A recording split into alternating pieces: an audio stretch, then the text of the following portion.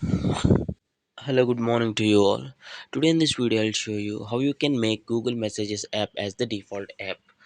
For example, on my Android mobile, see here, this is my phone messaging app, and along with that, I have Google Messages app, and along with that, I have Truecaller messaging app. So there are currently three messaging apps on my mobile, and the default one is the phone manufacturer default messaging app. And how you can make Google Messages as the default? So it is simple, very simple. You need to click on your phone settings, Android phone settings, then click on app section, and here you'll find this default apps. So if you don't find this default apps in this way, directly on the search bar you can search as default.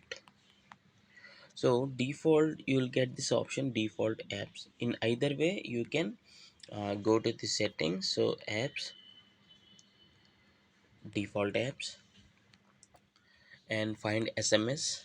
And see here, currently this is selected to the normal phone manufacturer messaging app. You can tap on this.